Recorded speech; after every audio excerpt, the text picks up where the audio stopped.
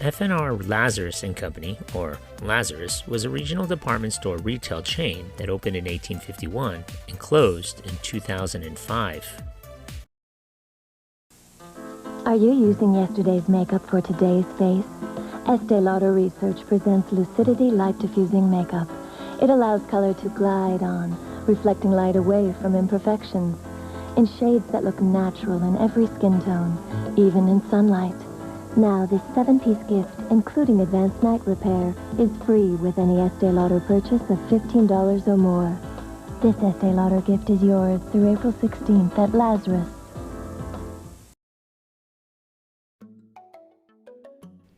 German immigrant Simon Lazarus opened a one-room men's clothing store in Columbus in 1851. Lazarus opened a men's tailor shop on the dirt road that was High Street, Columbus, which was really a cow town. Columbus was a frontier town then, boasting 17,882 residents, and High Street was the main thoroughfare named High because the street is on the watershed between the Scioto River to the west and the Alum Creek to the east. He opened with a modest capital of less than $3,000, and the store measured less than 20 by 50 feet, and it boasted a staff of 1 clerk and a boarded boot and shoe dealer. By 1858, it moved to the Parsons Building at the southwest corner of Town and High Streets. Fred and Ralph, the 2 boys, worked in the store before and after school, and the family lived near their place of business on the site of the present-day Lazarus garages. During the Civil War, the infamous Morgan's Raiders came to Columbus and stole clothing from the Lazarus store. In a move that took some guts, though it may not have been very smart, Fred and Ralph gathered up a couple guns from the store and went to Camp Chase where Morgan's Raiders were staying. The short version of the story, they got the goods back. When Simon Lazarus died in 1877, Amelia Lazarus, his wife, shared the store's ownership with her sons during the 22 years of her widowhood until her death in 1899. At that time, the store's name was changed to F&R Lazarus. While Fred and Ralph did all the buying, advertising, bookkeeping, and some of the selling in the early days of their store ownership, they added personnel gradually, and by 1881, the store employed 22 clerks. By 1888, Ralph Lazarus was putting his advertising skills to good use, promoting the 7 electric lights and all the modern improvements of the F&R Lazarus store. The store continued as a family tradition, and Ralph and Fred were joined by Simon and Fred Lazarus Jr. after school and on weekends.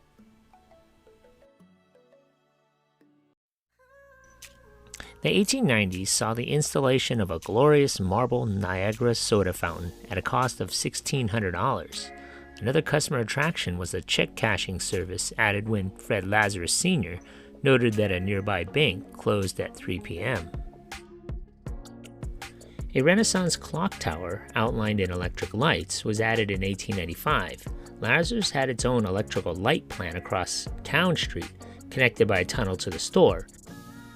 A steam weather whistle tooted the forecast 3 times a day, and Lazarus customers received whistle code cards. A store employee was designated to calm the horses outside when it blew. In 1909, the company moved to the current Lazarus building and moved from being predominantly a men's clothing store to a general department store. It was the first building in the city to feature an escalator in 1909.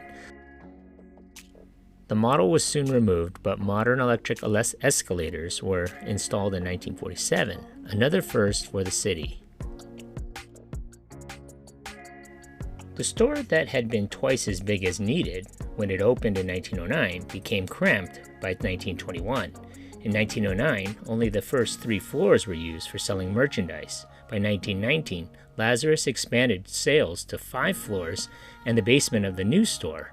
In 1921, an extension was built and new high street windows were installed, along with new entrances. In 1917, Lazarus became one of America's first stores to open a bargain basement, stocked with manufacturers' closeouts. The stock sales could include anything and everything, and prices were always low, going at 25 cents to 50 cents on the dollar. In 1929, Federated Department Stores, Inc. was incorporated in Columbus, Ohio, as a holding company for F&R Lazarus Company, its subsidiary Shalitos, and Abraham and Straus department stores. The Federated Group was formed and led by Fred Lazarus Jr.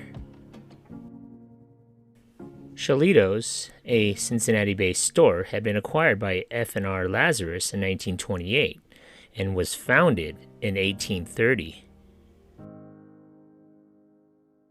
During the Great Depression, Lazarus continued to do well. The only items that continued to sell well during this time was electric refrigerators, washers, and radios, which went into mass production, ladies' sportswear, and the dollar house dress, a whale of a buy for $1. In 1933, Lazarus began promoting charge accounts. Air conditioning was added to the selling floors in 1934, making Lazarus one of the first big stores in America to promise shoppers a cool experience. In 1935, Lazarus developed the few pennies a day plan with no down payments. In 1939, the last Thursday in November fell on November 30th. This meant there were only 24 shopping days between Thanksgiving and Christmas. Fred Lazarus Jr. proposed that the consumer economy could be helped in most years if Thanksgiving occurred on the fourth Thursday in November instead of the last Thursday.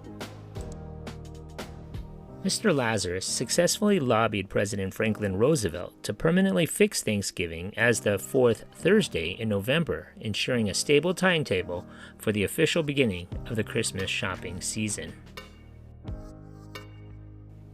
The annual unveiling of the storefront windows on High Street brought delighted children and their equally enchanted parents. Those store windows became part of a Christmas tradition. Let's go down and see the Christmas windows. The Lazarus Toy Department sales staff, which usually consisted of 7 or 8 associates, grew to over 140 after Thanksgiving. Every Christmas time from 1963 to 1990, the store's 50,000-gallon water tank on its roof was lit with string lights to resemble a Christmas tree. In 1945, a revolving credit service called the Budget Charge Account was introduced. In 1948, Lazarus added the first modern escalators in central Ohio. An escalator had been installed in 1909, but it was removed in 1914 because people used it, and according to Fred Lazarus Sr., it was a creaky old thing and people were afraid of it. In the summer of 1948, the first Red Apple pins for courtesy were awarded to associates who were nominated for the honor by letters from customers. The associate who received 5 courtesy commendations wore a bronze apple, silver pins denoted 10 commendations, and gold pins denoted 20. In 1951, Lazarus celebrated its centennial year, and everyone worked for 6 months to improve the merchandise, service, and personnel planning. The store held a 100th anniversary sale, and Ed Sullivan made a personal guest appearance at the Men's Style Show. Lazarus invented the secret gift shop, introduced in 1957 and copied by stores across the country. There, young children could shop alone, no adults were allowed except for the staff members designated to work the area, and have their Christmas gifts for family and friends put into suitcase boxes that they could open and close as often as they liked. The 1960s also saw the opening of branch stores. Westland opened in 1962, Northland in 1964, Eastland in 1967, and the Richland store, located in Ontario, Ohio, opened in 1969. By the 1960s, however, it was becoming apparent that consumer preferences were changing. New roads and highways made it easier for customers to get to stores and shopping centers. Shopping became more informal. While generations of women had once donned dresses and white gloves for a trip to downtown Lazarus, it became more convenient for them to remain in their everyday clothes and visit their suburbs shopping center where they could park for free close to the door. Around the nation, downtown department stores were closing. In 1967, Federated opened its Gold Circle discount department store division in Columbus, locating stores directly across from Lazarus stores at Northland, Eastland, and Westland malls. Robert Lazarus Sr., active in management from before World War I to the early 1970s, died on February 4, 1973. By the 1970s, Lazarus would continue to expand. More than 10 new stores opened in that period. Primarily operating in central Ohio, Lazarus dominated its market, driving the last of its traditional rivals out of business by 1982, eventually expanding into Indianapolis, Indiana in 1973, and Huntington, West Virginia in 1981. In 1986, Lazarus merged with fellow Federated division Shalito and Reichs, itself the result of a 1982 merger between Shalito's and Dayton, Ohio-based Reichs. In 1987, Federated acquired William H. Block Company of Indianapolis, Indiana, including Wren's, Springfield, Ohio, and Herpelsheimer's of Grand Rapids, Michigan, from Allied Stores, and incorporated them into Lazarus. In 1989, Lazarus' sprawling downtown Columbus flagship store became one of the three anchors of Columbus City Center Mall.